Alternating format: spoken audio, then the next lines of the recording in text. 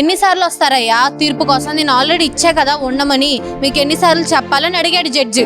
ఆ మాత్రం common sense లేదా లాయర్కి? సుప్రీంకోర్టే ఆర్డర్ ఇచ్చిన తర్వాత బయటికి మా పొజిషన్ అని ఎట్లా అంటారండి వాళ్ళు? నాకు అర్థం కాదు. లక్ష్మీరామ కోఆపరేటివ్ సొసైటీ స్థాపించిన వర్రే ఆదిశేషులు అన్నారు. ఆయన చనిపోయిన తర్వాత వీళ్ళు ఎక్కడి నుంచి వచ్చారు ఈ సొసైటీలో? నేను ఇప్పుడు మా రిజిస్ట్రేషన్ చేసుకున్నప్పుడు వీళ్ళు ఎందుకు బోర్డు పెట్టలేదు? ఇక్కడ ఇది కోర్టు పరిధిలో ఉంది, ఎవరు కొనకూడదు, మీరు ఇబ్బంది పడతారని ఈ నియోజకవర్గం ఆయనగా ఎమ్మెల్యే గారు మాకు ఆయనగా దేవుడు. మరి ఆయన ఏమని చెప్పాడు? మాకు అన్ని రైట్స్ ఉన్నాయి, కోర్టు కూడా మాకు అమ్మానాలు పోలీస్ ప్రొటెక్షన్ ఇచ్చి మా సైట్ మాకు హ్యాండ్ ఓవర్ చేయమని చెప్పి పంపిస్తే మేము ఒక నిమిషము అన్ని రైట్స్ ఉన్నాయి అని చెప్పాడు కదా ఆ లాయర్. ఎవడైతే ఉన్నాడో నేను రెస్పెక్ట్ కూడా ఇవ్వనండి, ఎందుకంటే లాయర్ అనే వ్యక్తికి కనీసం గౌరవం అనేది ఉంది. వాడు అది కోల్పోయాడు. నేను రెస్పెక్ట్ ఇవ్వాలి అని అనుకోవట్లేదు. కోర్టు ఏమని ఇచ్చింది? December 31 వరకు పీస్ఫుల్గా మేమైతే వెకేట్ చేయాలి అని తీర్పిచ్చింది. దాని మీద మేము రివ్యూ పిటిషన్ వేసుకున్నాం. రివ్యూ పిటిషన్ మాకు ఇంకా లైన్లోకి రాలేదే. ఏదో December 31 వరకు టైం ఉందన్నారు కదా. ఏది ఇల్లయి మేము ఉన్న ఇల్లయి ఎందుకు వచ్చి కూల్చాడు? పీస్ఫుల్ అంటే ఇదేనా? ఎంత పీస్ఫుల్గా ఉందా ఇక్కడ అసలు? కూల్చమని ఎవరు చెప్పాడు? నిన్న ఏంటిదంటే బెంచ్లో ఉన్నప్పుడు ఎన్నిసార్లు వస్తారయ్యా తీర్పు కోసం? నేను ఆల్రెడీ ఇచ్చా కదా ఉండమని, మీకు ఎన్నిసార్లు చెప్పాలని అడిగాడు జడ్జి. ఆ మాత్రం కామన్ సెన్స్ లేదా లాయర్కి? 31 వరకు అంటే December 31కి ఇంకెన్ని రోజులు ఉంది? మేము ఈ మధ్యలో రివ్యూ పిటిషన్ వేసుకుంటాం కదా. రివ్యూ పిటిషన్లో ఏం చెప్తాడో అప్పుడు చూసి అప్పుడు కదా ప్రొసీడ్ అవ్వాల్సింది. ఈ మధ్యలో చేయాల్సిన అరాచకమే ఇది. మనిషేనాడు? అంటే మీరు చెప్పే 42 ఫ్లాట్ అయితే ఇక్కడ ఏమీ లేవు. 2 బిల్డింగ్లు 7 రేకుల షెడ్లు కళ్ళే ఉన్న పోయినాయా? 2 బిల్డింగ్లు ఉన్నాయి, 14 ఇళ్ళు ఉన్నాయి. కళ్ళే ఉన్న పోయినాయా? ఐ చెకప్ చేయించుకొని రమ్మనండి ఇక్కడికి. 2 బిల్డింగ్లు 7 రేకుల షెడ్లు తప్ప ఇక్కడ ఏమీ లేవు. 7 రేకుల షెడ్లో ఒకటి ప్రధాన మందిరం పెట్టే మేము ముందే చెప్పామని చెప్తారు. ఏది ముందే చెప్పాము అన్నప్పుడు ప్రూఫ్ ఏదండి? ప్రూఫ్ ఏది చూపించమనండి ముందే చెప్పినట్టు. ఇదంతా జరిగేటప్పుడు వీడియో షూట్ చేయించాము, కోర్టుకి ఇస్తామని చెప్తారు. ఇవ్వమనండి, మేము కంటాక్ట్ వేసుకుంటాము కోర్టుకి వెళ్ళి. ఇచ్చుకోమనండి, ఏం చేసుకుంటాడో చేసుకోమనండి. ఇప్పుడు లోపలికి రావడం కూడా కన్ఫర్మ్ యాక్ట్ మేము కేసు పెట్టమని చెప్పండి. ఎవరైతే ఇక్కడ లోపలికి వచ్చి ధర్నా ఉన్నారు టిల్ December 31 వరకు మాకు ఛాన్స్ ఉంది. మేము రివ్యూ పిటిషన్ వేసుకుంటాం. రివ్యూ పిటిషన్లో ఏదైతే వస్తుందో దాని ప్రకారం మేము ప్రొసీడ్ అవుతాం. December 31 వరకు అయితే మేము ఇక్కడే ఉంటాము. ఏం చేసుకుంటారో చేసుకోమనండి. December 31 వరకు సుప్రీంకోర్టే ఆర్డర్ ఇచ్చిన తర్వాత బయటికి December 31 వరకు సుప్రీంకోర్టే ఆర్డర్ ఇచ్చిన తర్వాత బయటికి మా పొజిషన్ అని ఎట్లా అంటారండి వాళ్ళు? నాకు అర్థం కాదు. మా పొజిషన్ అని ఎట్లా అంటారు? మా మీద కంటెంప్ట్ వేసుకోమంటున్నారు. సుప్రీంకోర్టు మొన్న జడ్జిమెంట్ ఇచ్చింది కదా, వాళ్ళ ఆపోజిట్ లాయర్ అక్కడ ఉన్నాడు. వాళ్ళని అడగమనండి. జడ్జి ఏం మాట్లాడాడో ఆయన అడగమనండి, ఆయన చెప్తాడు. జడ్జి నేను ఇచ్చిన తర్వాత అక్కడ ఇలా డెమాలిషన్ చేస్తున్నారంటే జడ్జి ఏమన్నారో వాళ్ళ తరపున లాయర్ని అక్కడ కనుక్కోమనండి. ప్రజెంట్ ఉన్నారు కదా, వాళ్ళు చెప్తారు. వాళ్ళు దాన్ని బట్టి వాళ్ళు మాట్లాడుకోమనండి. కోర్టు పరంగా కోర్టు ఇచ్చింది అంటున్నారు కదా సార్. కోర్టులో మమ్మల్ని ఎప్పుడు ఇంప్లీడ్ చేశారు? ఫస్ట్ మేము ఎప్పటి నుంచి ఇంప్లీడ్ అయ్యాం కోర్టులో చెప్పమనండి. మాకు 2001లో రిజిస్ట్రేషన్ జరిగింది. 82లో మాకు అగ్రిమెంట్ అయ్యింది. 82లో మాకు అయిన అగ్రిమెంట్ ప్రకారం 2001లో ఈ సైట్ ఓనర్ ఎవరైతే ఉన్నారో అబ్దుల్ మజీద్ మాకు రిజిస్ట్రేషన్ చేశారు. 2001 నుంచి మాకు పక్కా రిజిస్ట్రేషన్ డాక్యుమెంట్స్ మా దగ్గర ఉన్నాయి. కోర్టు వాళ్ళకి ఎప్పుడు ఇచ్చిందండి? 2017లో మాకు నోటీసులు పంపించారు. 2017లో ఎప్పుడు నోటీసులు పంపించారు? ఎగ్జిక్యూషన్ పిటిషన్లో మమ్మల్ని ఇంప్లీడ్ చేశారు. ఈ స్థలం వాళ్ళదైతే మమ్మల్ని సూట్లో కదా ఫైల్ చేయాలి. వాళ్ళ సూట్లో ఒరిజినల్ సూట్లో మమ్మల్ని ఫైల్ చేయాలి. మళ్ళీ ఫైల్ చేయలేదే? ఎందుకని ఫైల్ చేయలేదు? అంతా అయిపోయి ఇది ఈ మధ్యలో ఉన్న వ్యక్తులు ఎవరైతే ఈ సొసైటీ ఈ RTC employees union benefit society ఎవరైతే ఫస్ట్ దీని మీద 82లో అగ్రిమెంట్ జరిగిందో ఆయన చనిపోయేదాకా, లేకపోతే ఆర్టీసీ ఈ లక్ష్మీరామ కోఆపరేటివ్ సొసైటీ స్థాపించిన వర్రే ఆదిశేషులు అన్నారు. ఆయన చనిపోయిన తర్వాత వీళ్ళు ఎక్కడి నుంచి వచ్చారు ఈ సొసైటీలోకి? అది చెప్పానండి. ఫస్ట్ సొసైటీలోకి వీళ్ళు ఎటు నుంచి వచ్చారు? ఆ వర్రే ఆదిశేషులు గారి సొసైటీలోకి వీళ్ళు ఎట్లా వచ్చారు? తర్వాత మా సొసైటీకి అగ్రిమెంట్ అయిన దానికి వీళ్ళు ఎలాగ అడుగుతారు చెప్పండి. వాళ్ళే చెప్పాలి. అంటే ఇది మా ప్రాపర్టీ వచ్చి ధర్నాలు చేసినట్టు లోపల కోసం లీగల్గా ఎట్లా?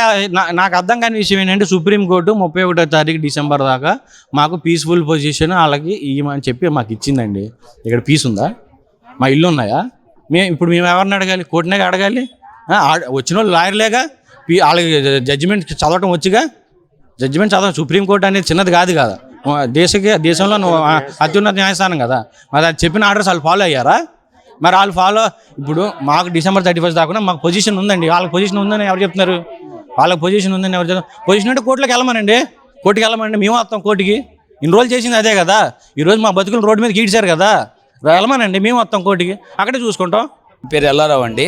నెక్స్ట్ చేయటం కాదు సార్, మేము 2014 కొన్నాం, వీళ్ళు 2000 ఏదో చెప్పారు 1985 ఇప్పుడు మాకు రిజిస్ట్రేషన్ చేసుకున్నప్పుడు వీళ్ళు ఎందుకు బోర్డు పెట్టలేదు ఇక్కడ, ఇది కోర్టు పరిధిలో ఉంది, ఎవరు కొనకూడదు, మీరు ఇబ్బంది పడతారని బోర్డు పెట్టక్కర్లేదా?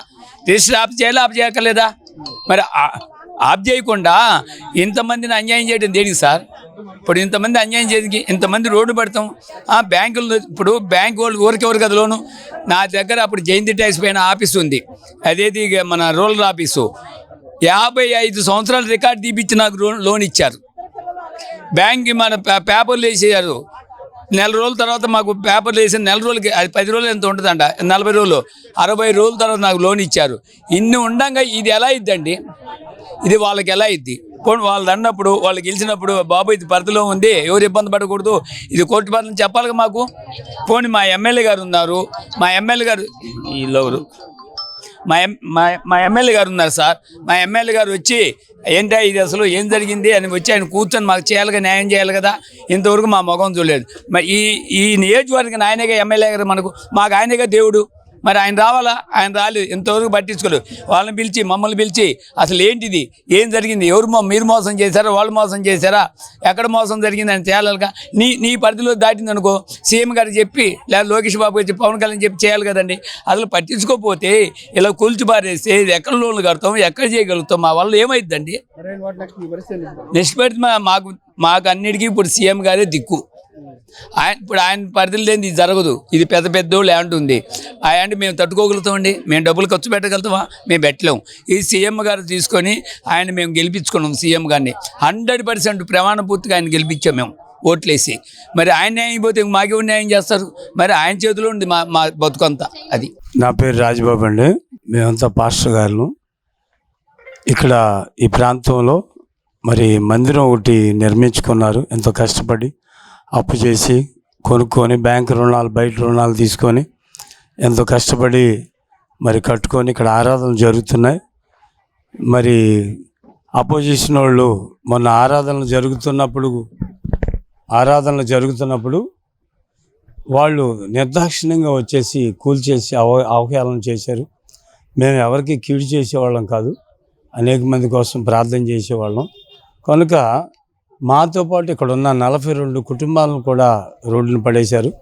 ఏదైనా ప్రాబ్లం ఉంటే ఒక చిన్న ఎవరైనా ప్లాట్ కొనుక్కునే ముందు చిన్న అగ్రిమెంట్ రిజిస్ట్రేషన్ చేసుకుంటే, రిజిస్టర్ ఆఫీస్కి వెళ్ళి మళ్ళీ చేసుకోవాలనుకుంటే అది రిజిస్టర్ అవ్వదు, అగ్రిమెంట్ ఉందో దీనికని చెప్తారు. ఆల్రెడీ అమ్మినోడు బాగానే ఉన్నాడు, కొనుక్కున్నోళ్ళు బలైపోయారు. అమ్మిన వాళ్ళని కూడా బయటికి లాగాలి, ఎవరైతే వాళ్ళకి అమ్మినా ఎవరైతే వాళ్ళు కూడా బయటికి రావాలి. అప్పుడే ఇదంతా బయటపడుద్ది. ఈ సొసైటీ వాళ్ళు ఏదో చెప్తున్నారు, వాళ్ళ రూల్స్ వాళ్ళు చెప్తున్నారు. కనుక కొనుక్కుంది ఎవరంటే బలైన వాళ్ళే, అమ్మినోడు, వాళ్ళకి అమ్మిన వాళ్ళు అందరూ బయటికి రావాలి. చట్టపరంగా వాళ్ళ మీద చర్య తీసుకోవాలి. అలాగే ఈ మందిరం విషయంలో ఈ చుట్టుపక్కల 42 కుటుంబాలు కూడా రోడ్డును పడ్డాయి. ఎవరు సామాన్లు కూడా తీసుకోలేదు. ఈ యొక్క తినలేదు, నిద్ర లేక ఎంతోమంది మూలుగుతున్నారు. కనుక ప్రతి ఒక్కరు కూడా మీడియా మిత్రుల ద్వారా మేము తెలియపరిచేది ఏంటంటే, వీళ్ళందరికీ కూడా మీ ద్వారా సహాయం చేయండి. మన ఢిల్లీ వరకు కూడా ఇది వెళ్ళాలి. ఎవరైతే ఇలాగా కుట్రలు చేసి లాయర్లు కూడా కొంతమంది దౌర్జన్యం చేశారని చెప్తున్నారు. ఆడవాళ్ళ మీద కూడా చేతులు ఎత్తి వాళ్ళు చెప్పాల్సిన లాయర్లు ఏంటంటే, ప్రజలకు మేలు చేయాలి, ప్రజల పక్షాన్ని నిలబడాలి. కనుక ఎవరినుంటే పోలీసు వారు చూసుకుంటారు. కనుక పోలీసు వారు కూడా కేసులు పెడితే తీసుకోవట్లేదని అంటున్నారు. కనుక వాళ్ళు కూడా దయచేసి పోలీసు వారు కూడా, సిపి గారు కూడా మరి స్పందించి, మరి ముఖ్యమంత్రి చంద్రబాబు నాయుడు గారు కూడా స్పందించి ఈ విషయమై చర్య తీసుకొని, మరి ఈ మందిరం విషయంలో, అలాగే ఈ చుట్టుపక్కల కూల్చబడిన గృహాల విషయాల్లో స్పందించాలని, మేలు చేయాలని మేము ప్రభుత్వాన్ని కోరుకుంటున్నాం.